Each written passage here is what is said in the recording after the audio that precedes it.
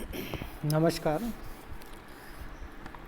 आज मैं आप लोगों को सेमीकंडक्टर्स के बारे में कुछ जानकारी दूंगा।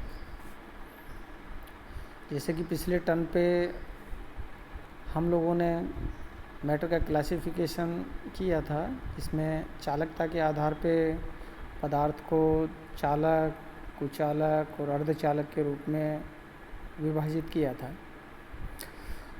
और वहाँ देखा था कि जो कुचालक है वह अर्धचालक है, वह चालक और कुचालक के मध्य की श्रेणी होती है, जिसके अंदर चालकता के हिसाब से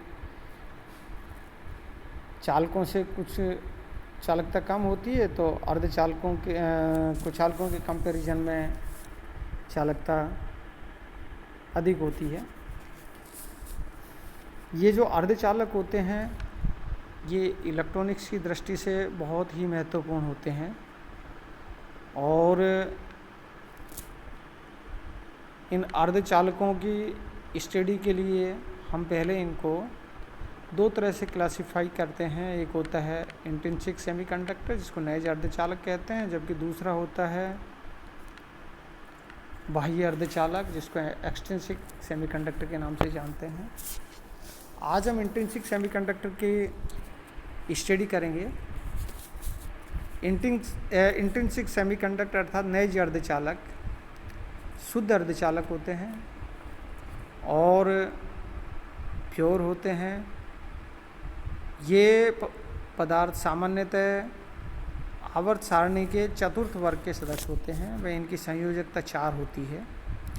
जर्मेनियम या सिलिकॉन नैज अर्धचालकों के मुख्य उदाहरण हैं। सिलिकॉन का परमाणु क्रमांक 14, इलेक्ट्रॉनिक कॉन्फ़िगरेशन 284 एवं जर्मेनियम का परमाणु क्रमांक 32 अर्थात 28184 होता है।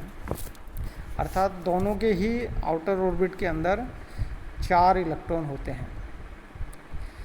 इनकी जो क्रिस्टलीय जो संरचना होती है वह चतुष्फलकीय संरचना होती है। सिलिकॉन व जर्मेनियम में आंतरिक कक्षाएं पूर्णतः भरी होती हैं।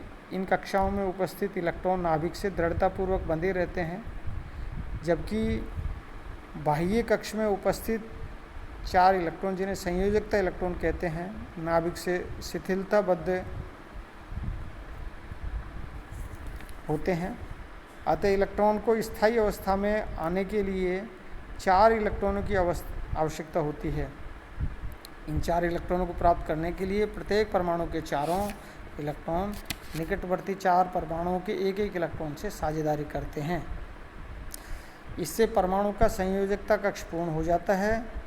इलेक्ट्रॉनों के आबंध से चतुष्फलकीय संरचना बन जाती है, जैसा कि फिगर 2 के अंदर मैंने दिखा रखा है। सिलिकॉन व जर्मेनियम के जालक नियतांक क्रम से 5.43 एंगस्ट्रम व 5.66 एंगस्ट्रम होते हैं। अब इन अर्धचालकों के अंदर आवेशवाहक क्या होते हैं, उनको जानने के लिए हम स्टडी करते हैं कि जैसे परम शून्य ताप पर सभी संयोजी इलेक्ट्रॉन सह संयोजी आबंधों में दृढ़तापूर्वक बंधे होते हैं तथा कोई भी इलेक्ट्रॉन चालन बैंड में नहीं होता है। पदार्थ की चालकता शून्य होती है। जैसे जैसे ताप में वृद्धि होती है, कुछ इलेक्ट्रॉन तापीय ऊर्जा ग्रहण कर सहसंयोजी आबंध तोड़ने में सफल हो जाते हैं और वर्जित ऊर्जा अंतराल पार कर चालन बैंड में पहुंच जाते हैं। जैसे ही कोई इलेक्ट्रॉन सहसंयोजी आबंध को तोड़कर मुक्त होता है तो वह इलेक्ट्रॉन स्थल रिक्त हो जाता है। इस रिक्त स्थल को कोटर या विवर या होल कहते हैं। अतः मुक्त इलेक्ट्रॉन तथा होल दोनों ही एक साथ युग्मों में उत्पन्न होते हैं। ऐसे अर्धचालक जिसमें ताप जनित इलेक्ट्रॉन होल युग्म होते हैं नैज अर्धचालक कहलाते हैं। पुनः ऐसे अर्धचालक जिसमें ताप जनित इलेक्ट्रॉन होल युग्म होते हैं नैज या इंट्रिंसिक अर्धचालक कहलाते हैं। यदि नैज अर्धचालक में प्रति एकांक आयतन मुक्त इलेक्ट्रॉन एवं होलों की संख्या क्रम से ni व pi हो तो N I equal to P I, वह N I P I equal to N I square.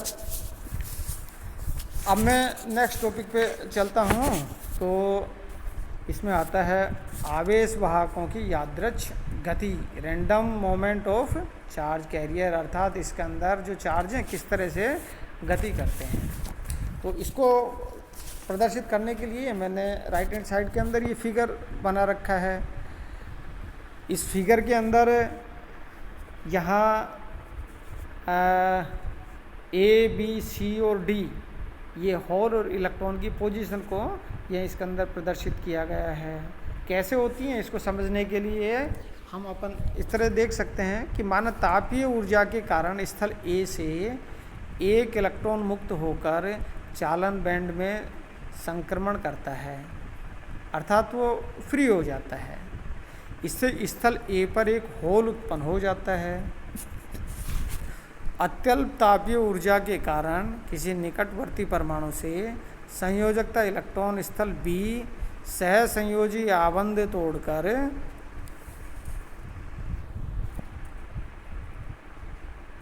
स्थल ए पर स्थित होल पर संक्रमण करता है, तो यह सह संयोजी आबंध पूर्ण हो जाता है तथा स्थल बी पर होल उत्पन्न हो जाता है। अतः संयोजकता इलेक्ट्रॉन बी से ए की ओर गति करने के कारण होल ए से स्थल बी की ओर गति करता हुआ प्रतीत होता है। इस प्रकार किसी संयोजकता इलेक्ट्रॉन की यादृच्छिक गति ए बी सी डी दिशा के कारण संयोजकता बैंड में होल इसके विपरीत दिशा में यादृच्छिक गति डी सी बी ए दिशा में करता हुआ प्रतीत होता है। इस प्रकार अर्धचालक में इलेक्ट्रॉन होल दोनों आवेश वाहक का कार्य करते हैं और विद्युत चालन इन दोनों आवेश वाहकों के कारण होता है। अर्थात अर्धचालकों में इलेक्ट्रॉन और होल दोनों आवेश वाहक का कार्य करते हैं और विद्युत चालन इन दोनों आवेश वाहकों के कारण होता है। Fermi Dirac energy distribution and Fermi level. हम जानते हैं कि इलेक्ट्रॉन पाउली के अपवर्जन नियम का पालन करते हैं। इसकी स्पिन क्वांटम नंबर हाफ होती है। ऐसे कणों को फर्मियोन कहते हैं। ऐसे कण फर्मी डिराक स्टैटिक्स का पालन करते हैं। इस वितरण में ताप T पर ऊर्जा E की क्वांटम अवस्था में स्थित होने की प्रायिकता Fe निम्न होती है। Fe equal to 1/e⁻e minus EF upon KT plus 1। यहाँ के वोल्टेज मान्यतांक है जिसका मान 1.38 × 10⁻⁻23 जूल पर केल्विन तथा EF एक ऊर्जा नियतांक है जिसे फर्मी ऊर्जा कहते हैं। परम शून्य ताप T बराबर 0 पर EF से कम E के सब मानों के लिए E माइनस EF ऋणात्मक होगा, वह एक्सपोनेंट माइनस इन्फिनिटी शून्य होगा, जिससे EF इक्वल टू 1 अर्थात EF से कम ऊर्जा के लिए अधिष्ठान प्रायिकता ऑक्यूपेशन प्रोबेबिलिटी 1 होगी और ये सब ऊर्जा स्तर भरे होंगे। E का मान EF से अधिक होने पर E माइनस EF धनात्मक होगा, जिसमें e⁻e minus EF upon KT equal to exponent plus infinity अर्थात अनंत मान प्राप्त करेगा और Fe का मान शून्य हो जाएगा। इस प्रकार T बराबर 0 पर E इक्वल टू EF तक सब ऊर्जा स्तर भरे हो सकते हैं।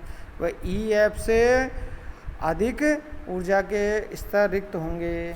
अन्य रूप में T बराबर 0 पर फर्मी ऊर्जा EF ऊर्जा का वह अधिकतम स्तर है जिसमें इलेक्ट्रॉन स्थित हो सकता है।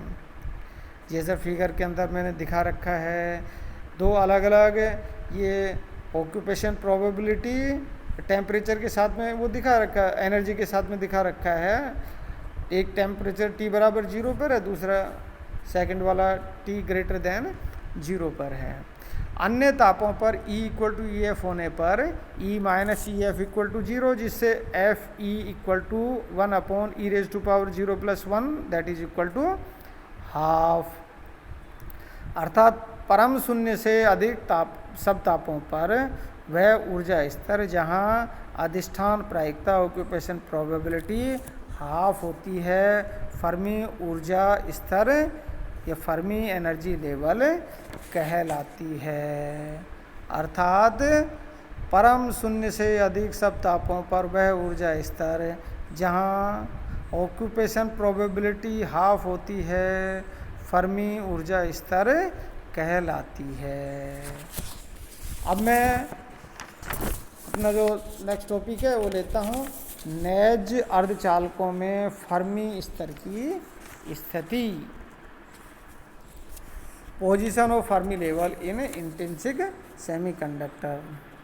नेज अर्धचालकों में कुछ इलेक्ट्रॉन संयोजकता बैंड से चालन बैंड में संक्रमण कर जाते हैं और सरलता के लिए ये कल्पना की जा सकती है कि संयोजकता बैंड के शीर्ष पर स्थित क्वांटम अवस्थाओं से ही यह ताप जनित संक्रमण होता है। यदि क्रिस्टल में प्रति एकांक आयतन n इलेक्ट्रॉन हो तो फर्मी डिराक प्रायिकता नियम के अनुसार ताप T पर चालन बैंड में E बराबर EC के निकट ऑक्यूपाइड क्वांटम अवस्थाओं का घनत्व NC equal to N into EC equal to N into F EC that is equal to N upon E raise to power EC minus EF upon KT plus 1। संयोजकता band के शीर्ष E equal to EV पर इसी प्रकार अध्यासित quantum अवस्थाओं का घनत्व NV equal to N into F EV that is equal to N upon E raise to power EV minus EF upon KT plus 1। अतः संयोजकता बैंड में रिक्त क्वांटम अवस्थाओं का घनत्व NC equal to N minus NV, और यहाँ NV की value इसमें सब्स्टिट्यूट कर सकते हैं, इसलिए NC equal to N minus N upon E raise to power EV minus EF upon KT plus 1। परंतु संयोजकता बैंड में रिक्त अवस्थाओं की संख्या चालन बैंड में अध्यासित अवस्थाओं की संख्या बराबर होनी चाहिए।